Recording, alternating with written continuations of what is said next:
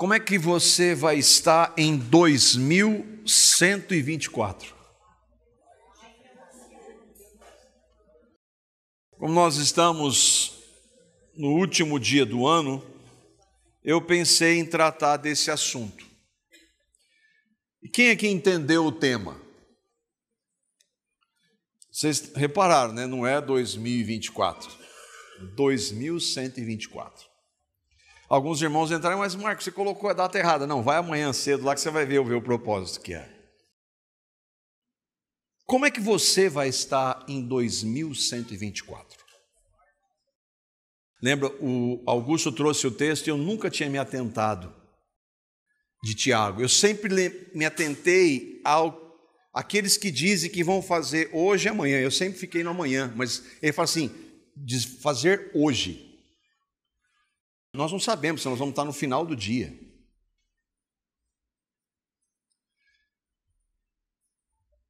Mais de 160 mil pessoas vão morrer hoje no mundo. Então elas nem vão chegar a 2024. Em 2124, com absoluta certeza, nenhum de nós vai estar aqui.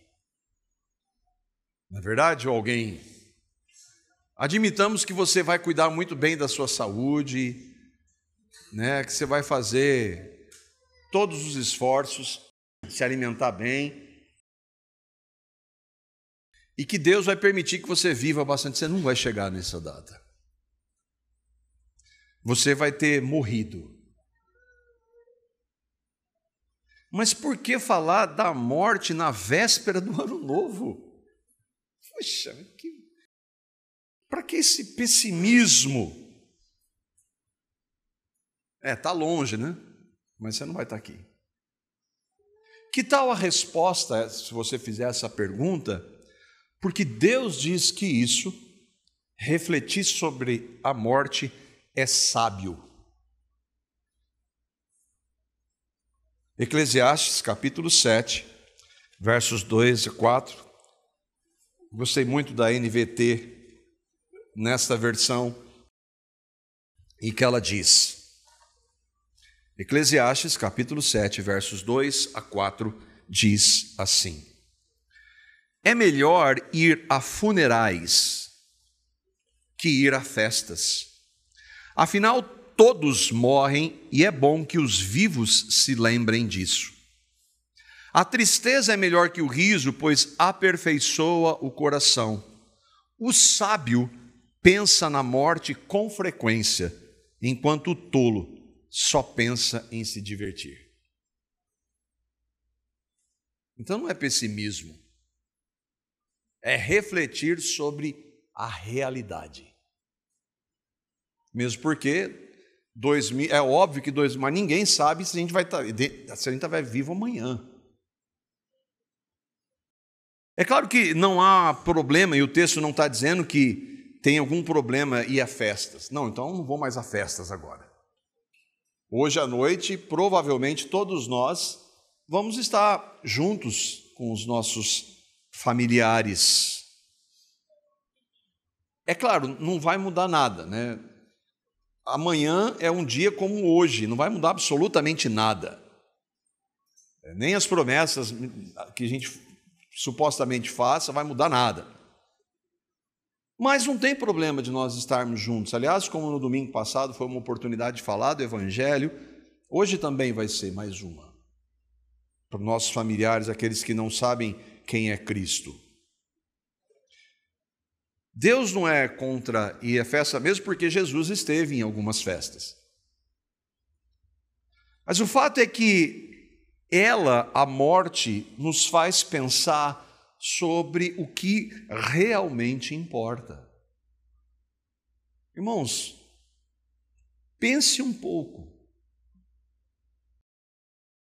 Daqui 100 anos, nada do que você fez aqui fora de Cristo vai ter a menor importância.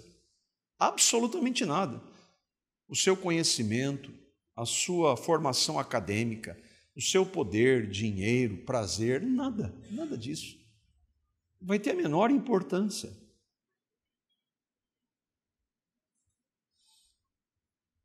E como todos nós somos iguais nesse sentido, morre rico, pobre, branco, negro, intelectual, ignorante, quem tem poder, quem não tem, todo mundo morre.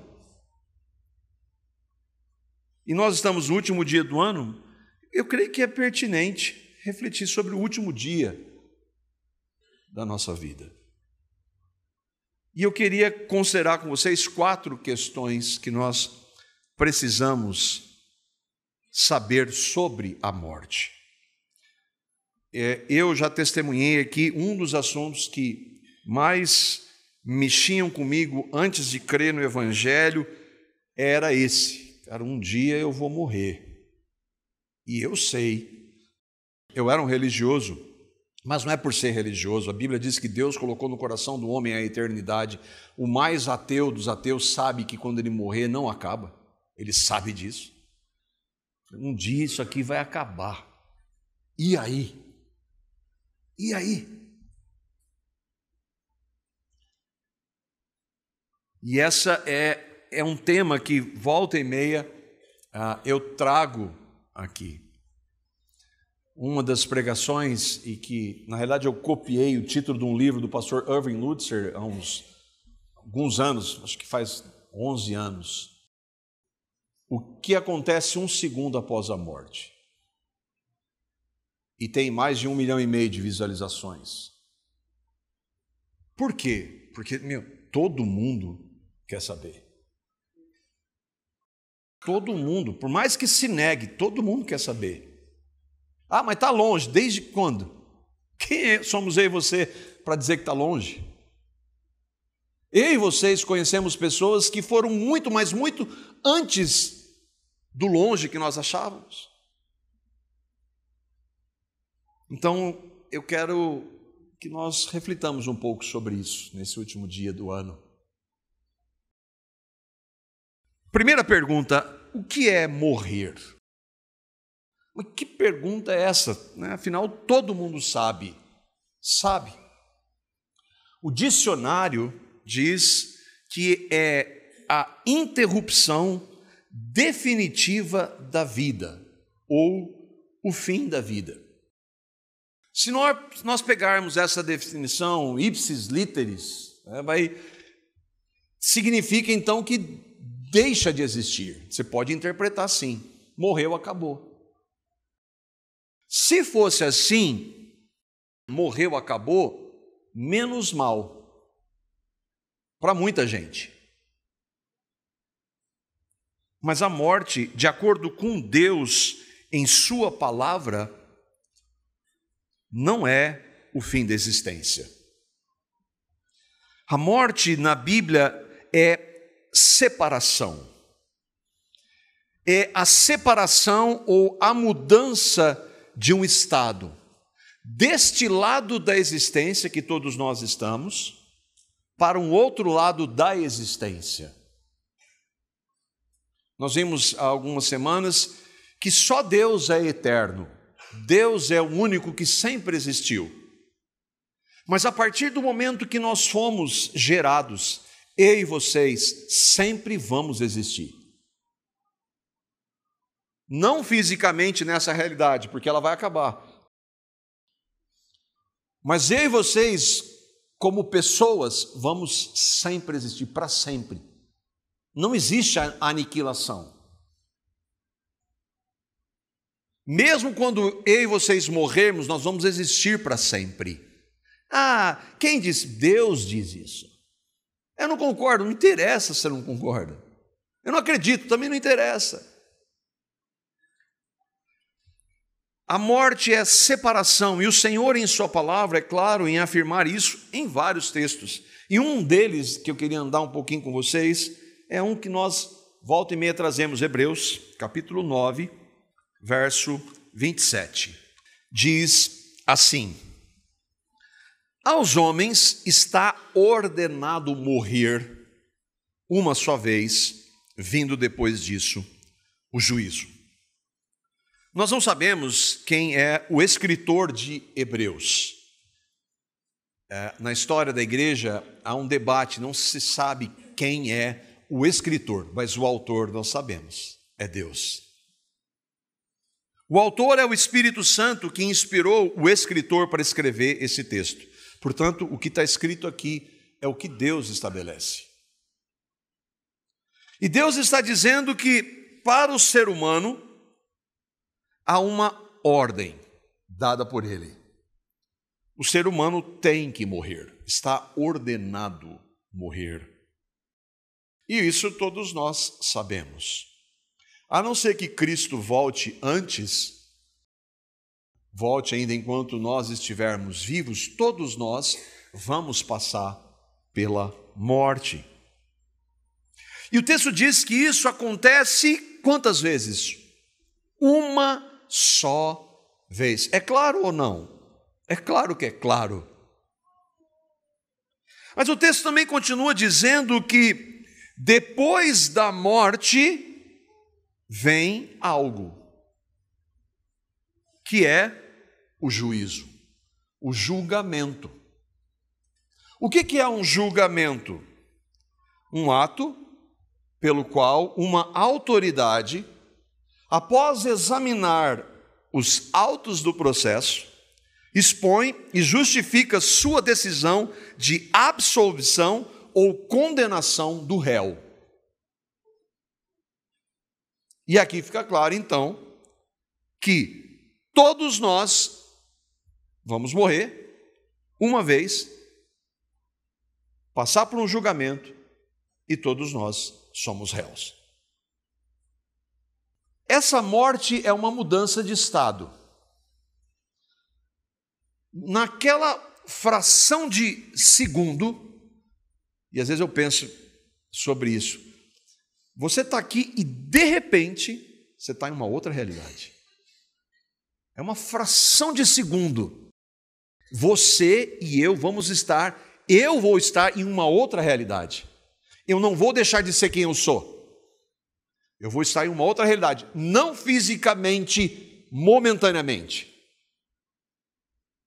Mas a minha alma, espírito, vão estar em uma outra realidade. Nós vamos ver como vai ser esse juízo. Outras realidades ou verdades sobre a morte. Se é uma só vez, a ideia da reencarnação é mentira. E eu ouvi recentemente, para você ver como se começa a apostasia, um dos grandes pregadores da história no Evangelho, dizendo que o Chico Xavier era um homem de Deus. Um dos grandes pregadores do Evangelho na história do nosso país. Disse recentemente, fez questão de dizer que ele está em Cristo. Quem está em Cristo?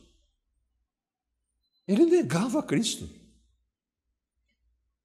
Aí ele justifica, mas ele fez muitas boas coisas.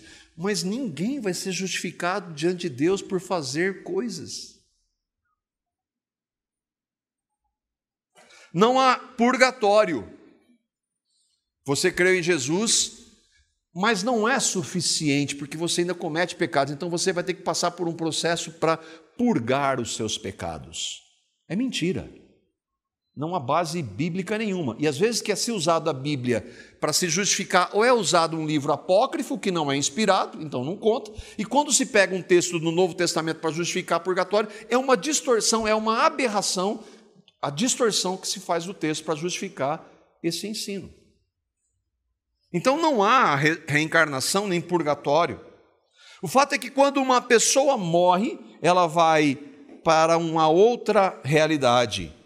Não há uma segunda chance, não há uma possibilidade de mudar aquilo lá. E ela vai ser julgada. Deus diz isso em sua palavra. Ela ou será absolvida ou será condenada. E isso vai acontecer comigo e com você. Quando eu e vocês partirmos, nós estaremos dentro desta realidade. Todos nós, como Jesus disse, esse é um Jesus que muitos dos pastores do nosso tempo não gostam. Como Jesus disse em Mateus 5:21, todos são réus do juízo. É claro que há no juízo aqueles que foram absolvidos e os que serão condenados. A segunda pergunta, e que é pertinente, é: por que fomos ordenados à morte? Porque ninguém tem alegria na morte. A morte não traz alegria em nenhuma situação. É claro que para os cristãos, quando Paulo diz que, por exemplo, morrer é lucro, ele não está pensando na morte em si. Mas mesmo o Senhor Jesus, e eu não entendo isso, que iria ressuscitar Lázaro daqui a algumas horas, ele chora pela morte de Lázaro. Deus chora pela morte de alguém que ele vai ressuscitar, eu não entendo. Mas o fato é que não era dentro do plano de Deus, e a gente tem que tomar cuidado com essa ideia do plano de Deus, que faz parte dos decretos, mas era para que a morte não fizesse, porque se você comer, nós vamos ler o texto, você vai morrer, ou seja, se você não comer, você não vai morrer. Mas por que nós temos que morrer? Deus diz em sua palavra que tudo que ele havia criado era muito bom.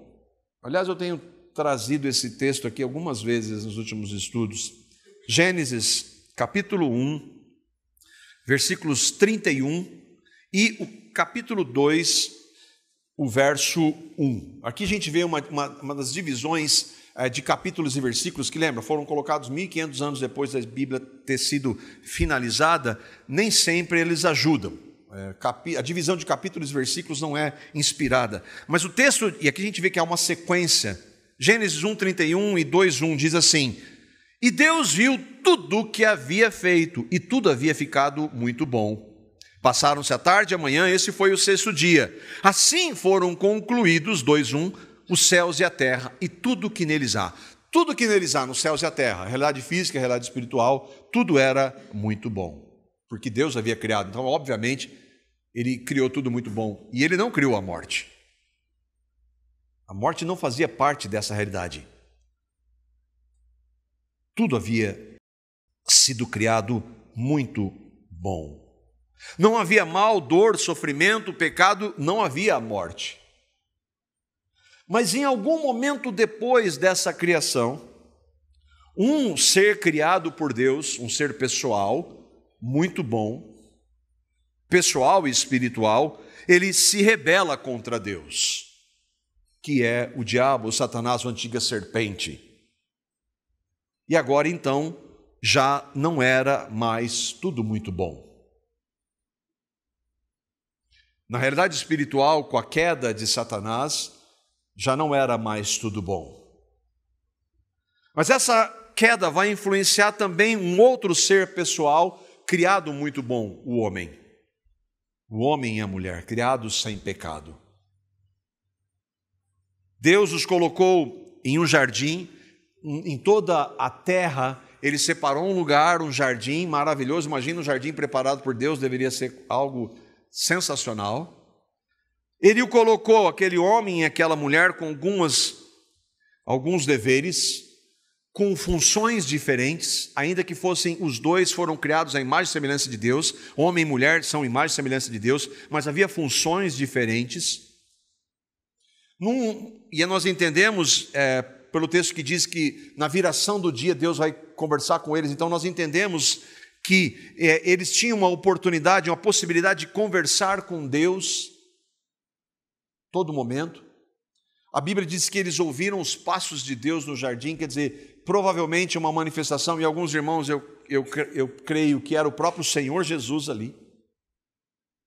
Eles tinham a possibilidade de se relacionar com Deus.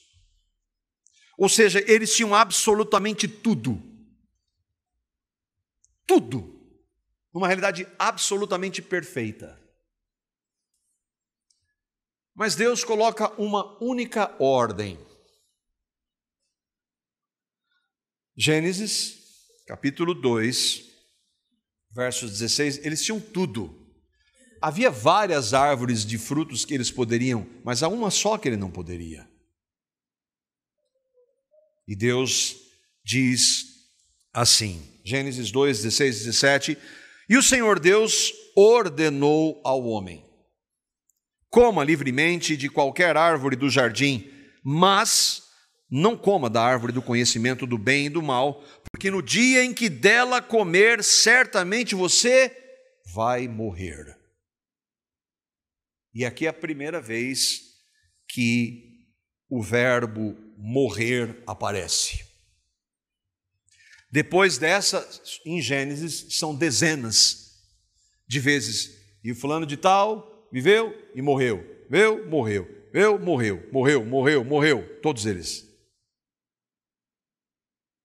Pouco tempo depois da ordem de Deus ao ser humano, o rebelde Satanás tenta Eva.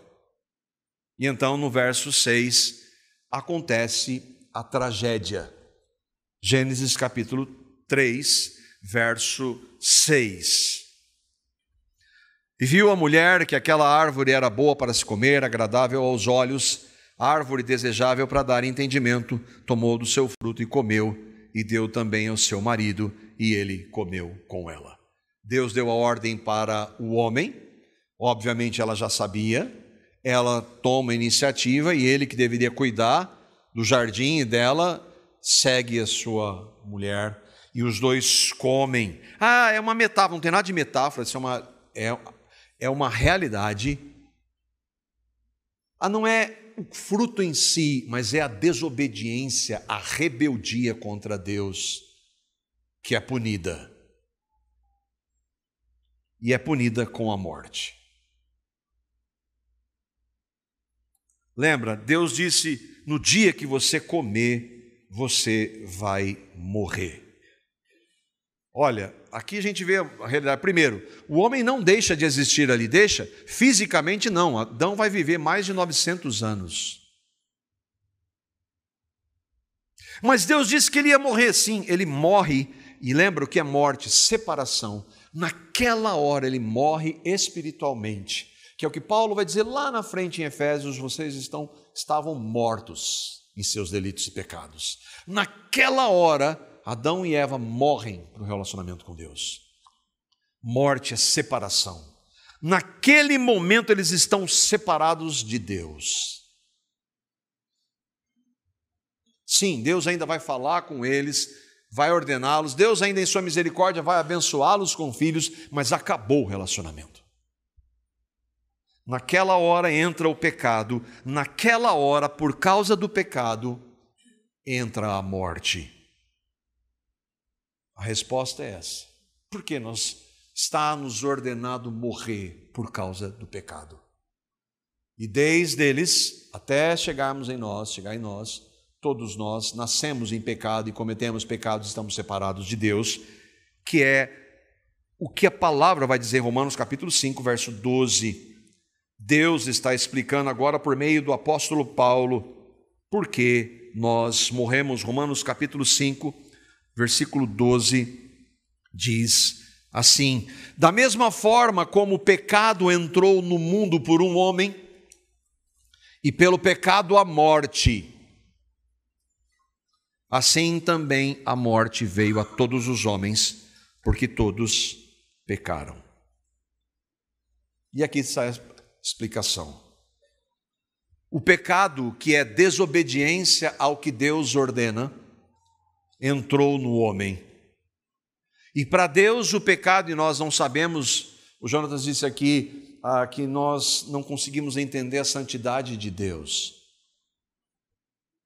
Nessa realidade, impossível, totalmente impossível entender o Deus que é santo. Nós somos há anos-luz distantes do que é santidade da perspectiva da palavra de Deus. E porque Ele é santo, e aí o santo é separado do pecado, Deus não tolera, Ele não aceita de forma alguma qualquer pecado. Deus, tem coisas que Deus não pode, sim, Ele não pode aceitar o pecado. Ele tem que tratar com o pecado. Ele não pode jogar o pecado debaixo do tapete, porque Ele é santo, Ele não pode então, Ele não pode deixar de ser santo. Para o Deus que nós cremos, o Deus da Bíblia, um único e verdadeiro Deus, O pecado é tão grave que a dor, sofrimento, a perversão, o mal, a morte são estabelecidos como consequências. Você me desobedeceu e ele estabelece consequências para o diabo, consequências para o homem, consequências para a mulher, para a natureza. A morte entrou no mundo por causa do pecado. É grave ou não? Mas espera aí, por ele desobedecer, comendo um fruto só por causa disso? Pois é, só por causa disso não. É porque o Deus que ordenou é um Deus santo. E por isso é grave. E não há nada, absolutamente nada que o homem possa fazer quanto a isso. Esses dias eu estava vendo uma reportagem, um homem que é multimilionário nos Estados Unidos, ele está tentando rejuvenescer 20 anos. E vai continuar tentando, até morrer. Impossível. É interessante que ele vive dentro de uma bolha para tentar rejuvenescer. Mas que vida é essa? Se protegendo de tudo quanto é tipo de coisa. É ridículo isso. Essa é a sabedoria humana. Não há nada que o homem possa fazer quanto à realidade da morte. Apesar de hoje, não comparativamente com Adão, porque ele viveu 900 anos. Deus estabelece um limite de vida após o dilúvio. Aqueles homens e mulheres antes do dilúvio viveram séculos. Mas durante a história houve muitos momentos que a expectativa de vida era muito menor do que é hoje. Hoje nós temos uma melhor expectativa. Interessante, né? Expectativa de vida com o nome assim, cheio das farmácias que nós vemos abrir na nossa cidade, por exemplo. É algo a se pensar. Mas hoje a longevidade aumentou. Há um avanço da medicina, da ciência, mas tudo isso tem um ponto: a morte é inevitável. Então, se a morte veio devido ao pecado, se como pecadores nós estamos separados de Deus, se nós não podemos evitá-la de forma alguma, e se ela não é o fim, a próxima pergunta é o quê? O que vai acontecer quando você morrer? Bom, nós estamos vendo que a palavra de Deus, tentando fazer isso sistematicamente, o que a palavra de Deus tem a dizer sobre isso. O que vai acontecer quando você morrer? Quando eu morrer? O texto lá que nós vimos diz que vem depois da morte o juízo. Nós vimos que um juízo é um julgamento onde há uma autoridade e há um réu. A autoridade condena ou absolve alguém. Mas há outras questões. Quem será o juiz? Quem será julgado? Por que tem que ter um juízo? Como vai ser esse julgamento? Quando ele será? Quem vai ser condenado? Quem vai ser absolvido? São perguntas, né? Importantíssimas.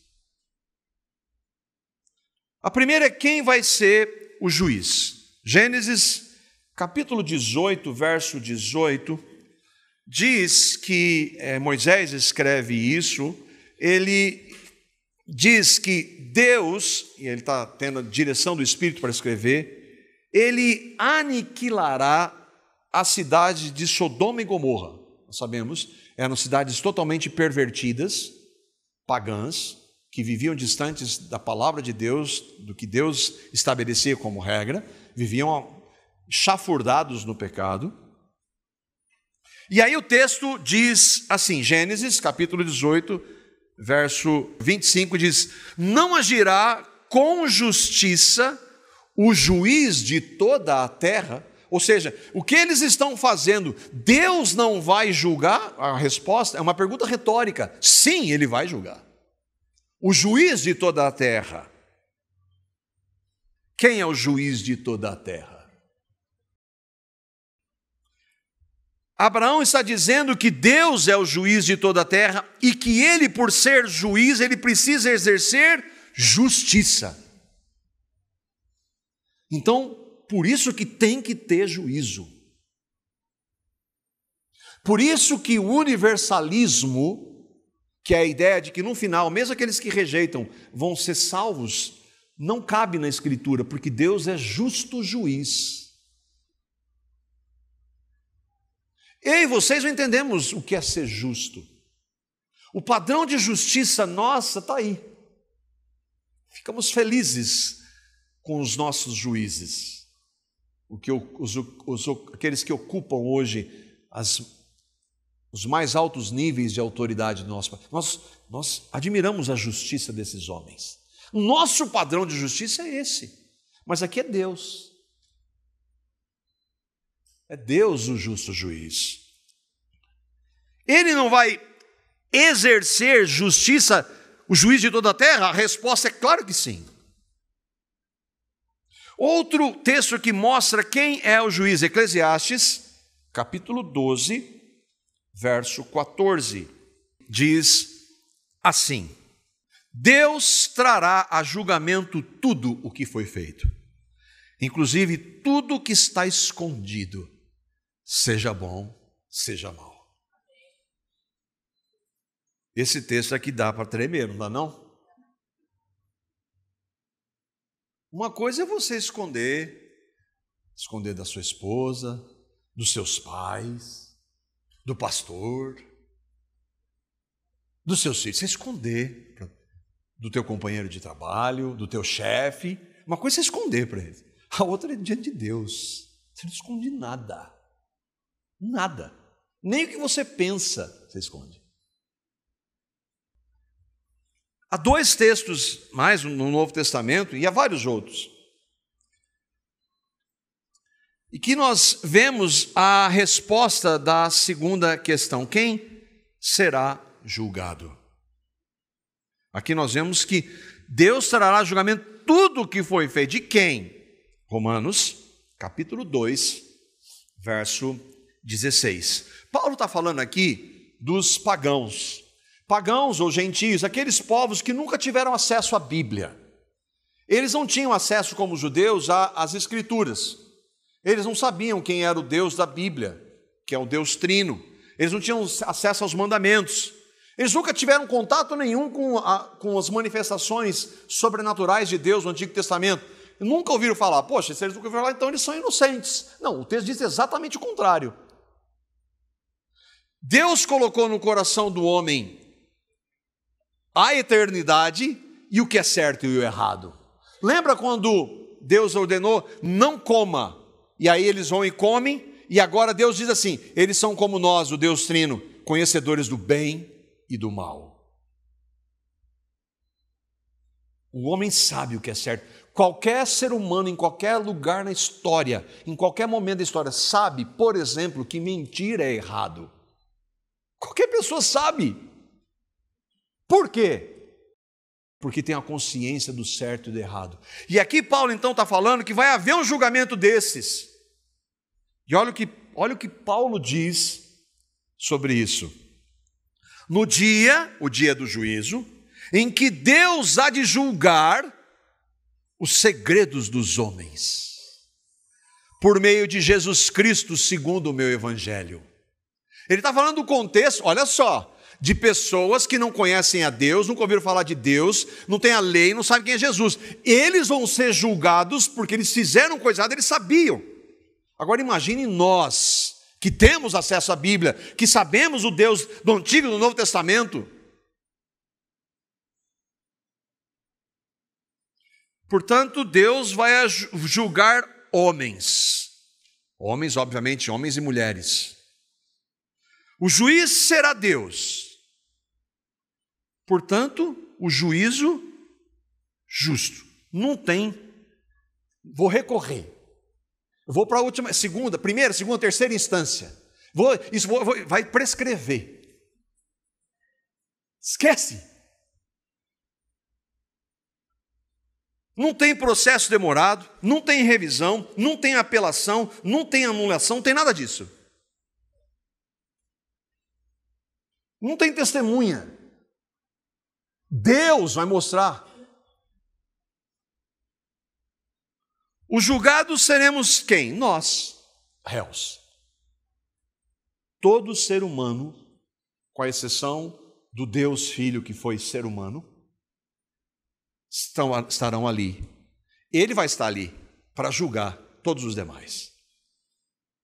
Os nossos segredos serão julgados. Misericórdia. Misericórdia. Cada ato, palavra, pensamento, tudo. Onde que está isso? Hebreus, capítulo 4, verso 13. Não é maravilhoso que a palavra, ela responde a essas perguntas, né? Quem disse? Deus. Deus disse. Nada em toda a criação está oculto aos olhos de Deus. Tudo está descoberto e exposto diante dos olhos daquele a quem havemos de prestar contas. Dá para escapar, mas não tem possibilidade nenhuma. Eu conversava esses dias com alguém muito próximo, e aí ele estava falando, e aí, como é que está a saúde? Está boa e tal. Ele está com 83 anos. E está boa mesmo. Tá, mas um dia vai acabar, né?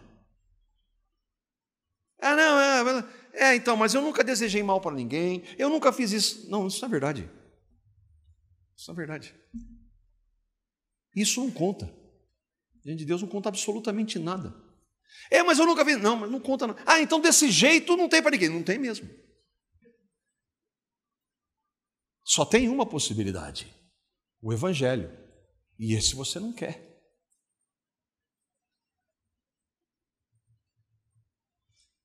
Mas por que um juízo? Quando Deus criou o homem, Ele deu tudo. O poder e o privilégio de conhecê-lo. Deu a ele um lugar maravilhoso.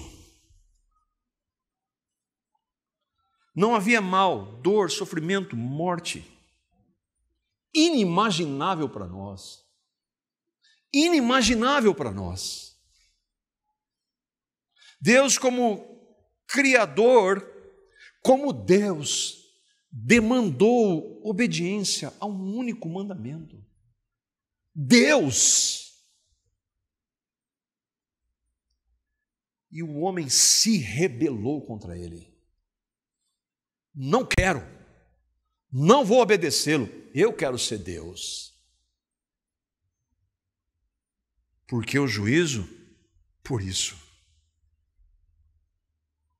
Deus, sendo santo, odeia o pecado. Mas quem é pecador?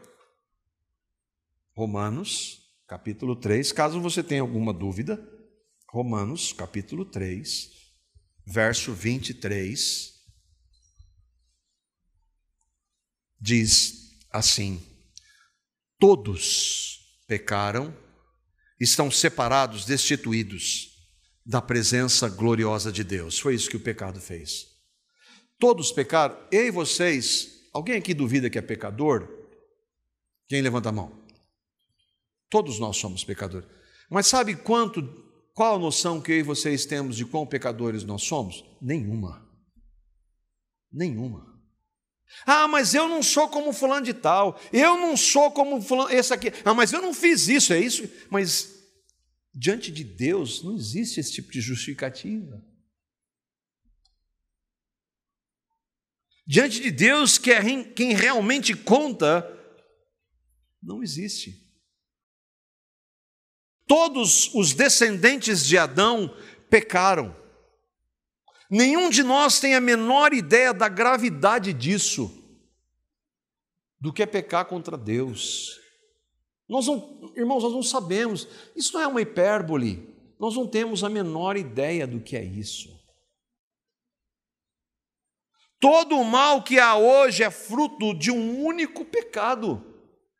É sério ou não? Imagine então os muitos pecados que cometemos. E é por isso que todo mundo nasce afastado de Deus.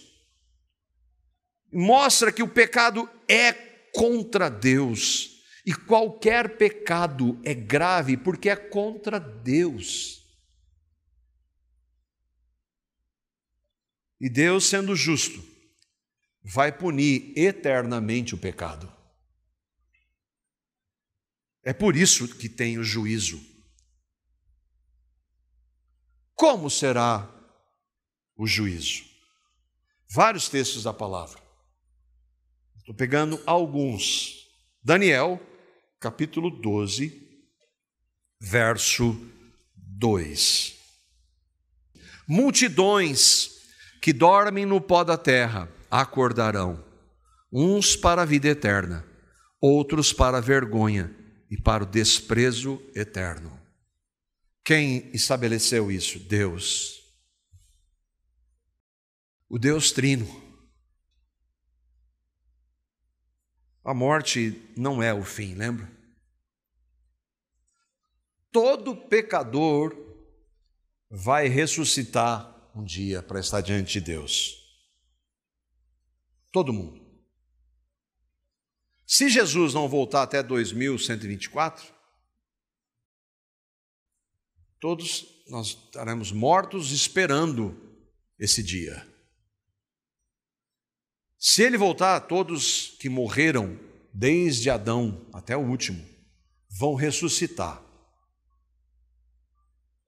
Os cristãos com corpos glorificados, os ímpios eu não sei, a Bíblia não fala. Acho que não vai ser com corpo glorificado. Mas não vai importar também.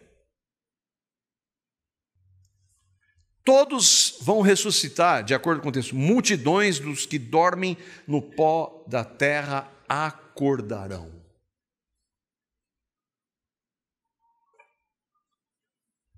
A outra questão é quando vai acontecer isso aí.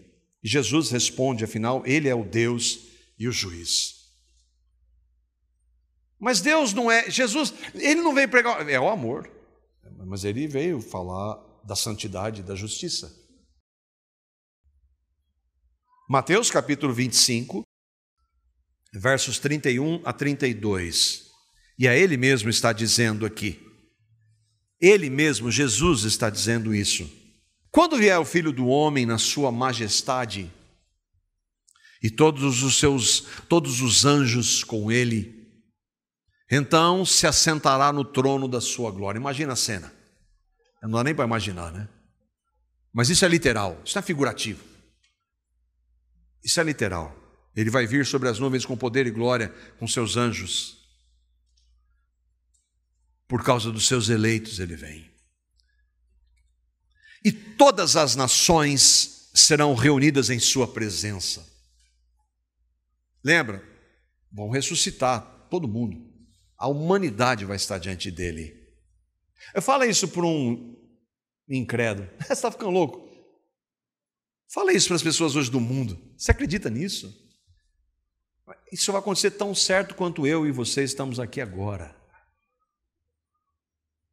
E todas as nações serão reunidas em sua presença, na presença de Cristo. Ele é o Filho do Homem, que vem na sua majestade. E ele, Cristo, separará uns dos outros, como o pastor separa dos bodes as ovelhas. E no texto ele diz, ele vai separar os da direita e esquerda. Os da direita ele vai, vinde a mim. E os da esquerda vai, afastai-vos de mim. Jesus. O juízo, portanto, esse julgamento vai ser na volta de Cristo. Deus vai aniquilar essa realidade.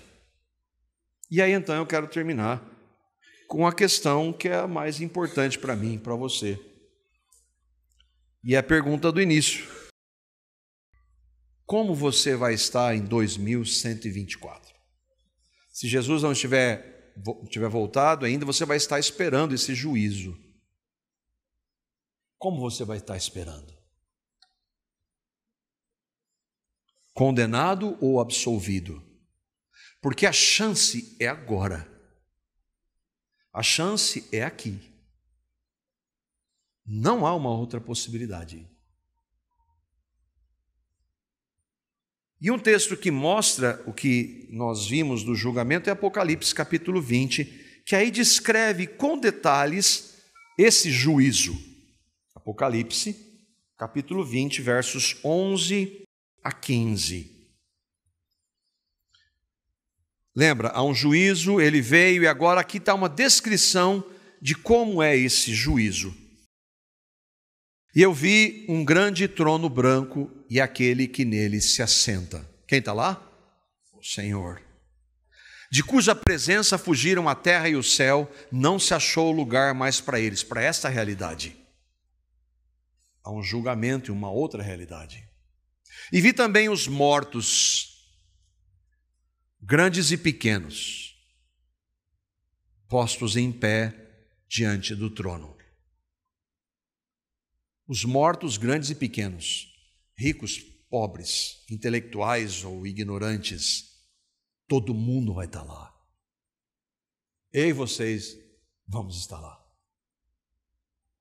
Então se abriram livros, e aqui efetivamente começa o julgamento. Ainda outro livro, o livro da vida, foi aberto. Então se abriram livros, e um livro especial, o livro da vida. Os mortos foram julgados, portanto, os mortos ressuscitarão. Eles estão cientes do que está acontecendo ali.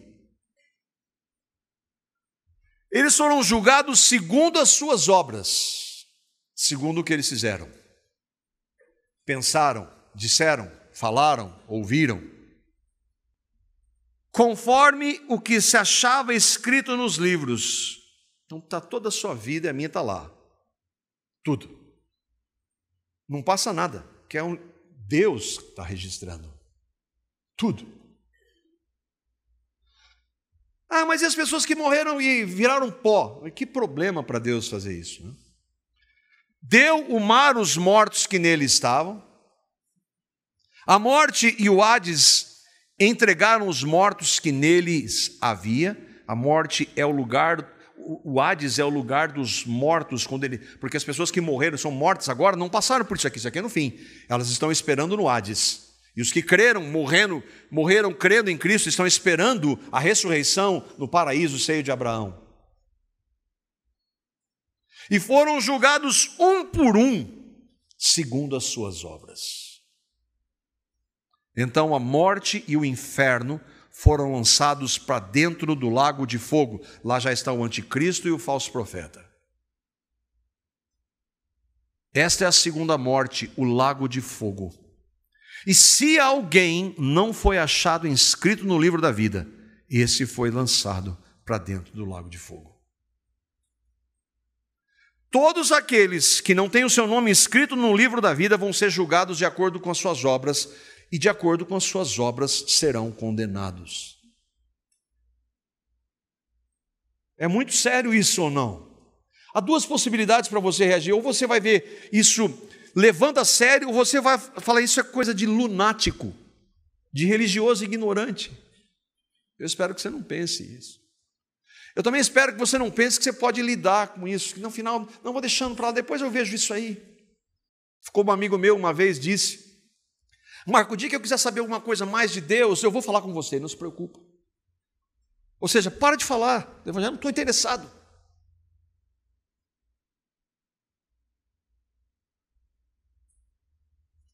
Aqui nós vemos claramente, os condenados são julgados segundo as suas obras. Mas e eu que como eu estava ouvindo, eu nunca desejei isso para alguém, eu nunca fiz isso. Você é um mentiroso, você ama o dinheiro. Você vive em práticas do pecado, várias outras, não muda nada. Mas eu nunca matei, eu nunca roubei, eu nunca adulterei. A partir de qual perspectiva? Porque adultério, matar e roubar à luz da palavra de Deus são bem diferentes daquilo que você acha que é.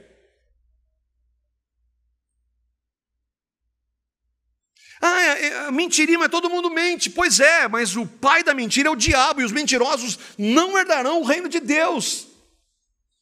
Uma mentira, mas é assim, como eu falei uma vez para o religioso, a gente estava conversando, e ele era bastante religioso, e aí eu citei o texto assim: sabia que se você tropeçar em um ponto só da lei, você é culpado de todos os outros? Ele falou: ô louco!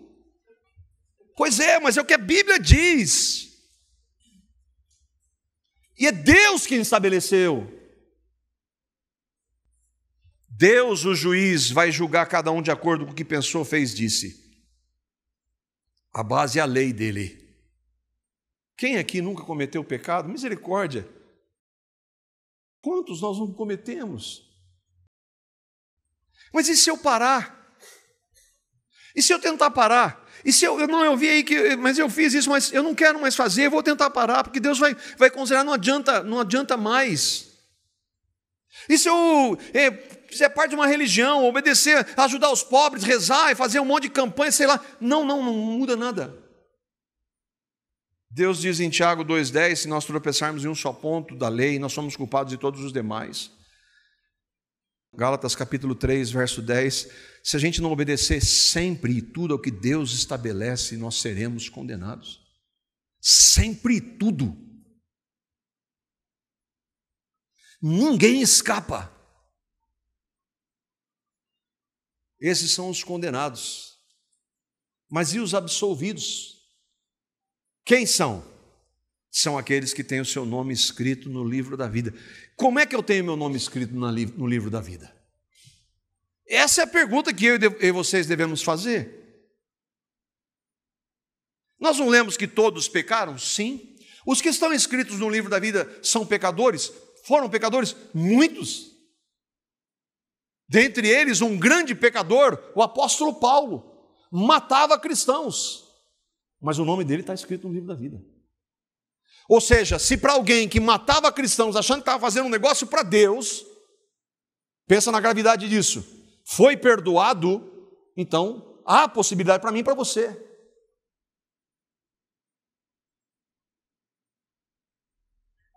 O que é esse livro da vida? Apocalipse, capítulo 13, verso 8. Diz o que é esse livro. É o livro da vida do Cordeiro que foi morto desde a fundação do mundo. O livro da vida não é uma religião. O livro da vida não é um livro. O livro da vida não é um conjunto de regras. O livro da vida é o que Cristo fez na cruz para salvar pecadores. Ele é o Cordeiro que foi morto. Diferentemente de nós, ele nunca cometeu nenhum pecado, porque ele é Deus. Só Deus pode salvar o homem do seu estado deplorável de pecado. Foi por isso que ele, Deus, se fez homem, para vir a essa terra e obedecer, porque Deus exige perfeição, e ele obedeceu tudo perfeitamente. Ele cumpriu toda a justiça, porque Deus exige justiça. E ele vai culminar esse cumprimento na sua morte e ressurreição. Todas as vezes que eram cometidos pecados no Antigo Testamento, o povo que cria em Deus, o que eles tinham que fazer? Matar um cordeiro para perdão dos seus pecados. Mas tinha que matar toda hora, e nunca acabava. Então vem ele, o cordeiro, e de uma vez por todas morre na cruz, para perdão de todos os nossos pecados. Todos aqueles que creem em Cristo, no Cordeiro que foi morto, têm o seu nome escrito no livro da vida. Quem é o Cordeiro? João capítulo 1, verso 29. Não é maravilhoso? Como é que João viu? João era especial? Não, João teve a revelação do Espírito Santo de Deus para saber que aquele homem, o filho do carpinteiro, do ponto de vista humano, um Zé Ninguém, era o Deus encarnado que veio salvá-lo. No dia seguinte, João Batista viu a Jesus, que vinha para ele e disse: eis o Cordeiro de Deus que tira o pecado do mundo. Ele é o Cordeiro, ele veio me salvar. Ele veio me salvar por amor e de graça. Se eu crer nele, por mais pecador que eu tenha sido, eu já fui totalmente perdoado. Mas e se eu cometer pecados? Eu já fui totalmente perdoado. Tudo foi pago por ele na cruz, de uma vez por todas. Os absolvidos têm o seu nome escrito no livro da vida, que é o do Cordeiro, que foi morto. Jesus, o Senhor do universo, veio salvar pecadores que não queriam, o rejeitavam, amavam o seu pecado, mas Ele mesmo assim veio. E se você o receber, crendo no seu sacrifício, se arrependendo dos seus pecados, vai evidenciar que o seu nome foi um dia escrito antes de tudo existir. Eis o Cordeiro de Deus que tira todos os meus pecados. Esse é o Evangelho da graça de Deus, o único que pode salvar pecadores como eu e você.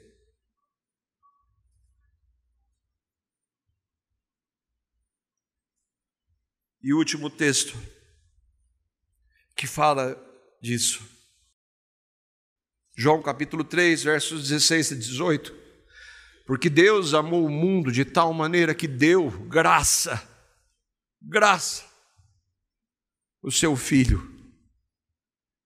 Para quê? Por que Ele deu? Para que todo aquele que crê no seu Filho, em Cristo, não pereça, mas tenha a vida eterna. Lembra, o livro da vida é o livro da vida eterna. Deus enviou o seu Filho ao mundo não para condenar o mundo,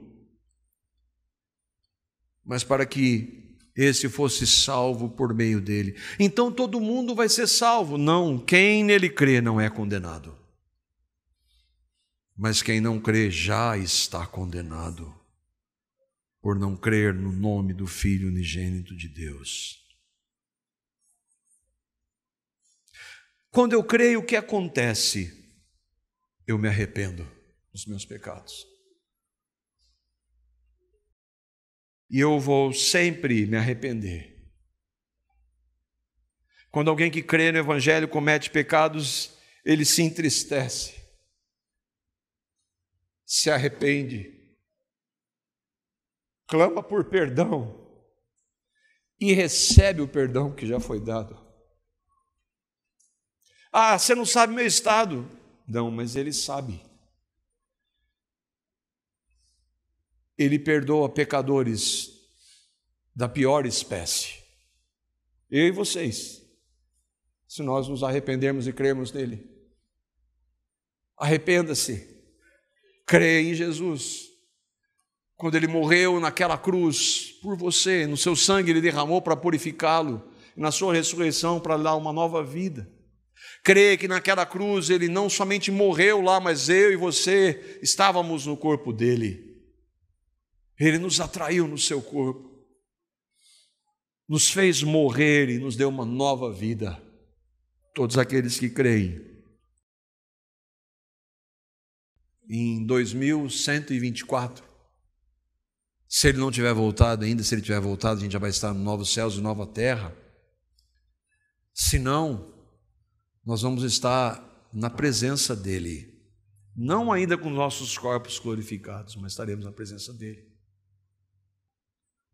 Um dia após a morte, haverá um juízo individual. Se nessa vida você crer no Cordeiro de Deus que tira o pecado do mundo e no que Ele fez na cruz, Ele fez por amor, graça e misericórdia, e se arrepender dos seus pecados, o que vai? Seu nome vai ser escrito no livro da vida daquela hora? Não. Vai evidenciar que o seu nome foi escrito no livro da vida antes da fundação do mundo. Você é responsável. Se você morrer rejeitando, você vai ser condenado por rejeitar. Se você se arrepender e crer, você vai louvá-lo, porque Ele escreveu o seu nome antes de existir tudo no livro da vida. Receba Cristo. Arrependa-se de seus pecados. Essa é a minha oração.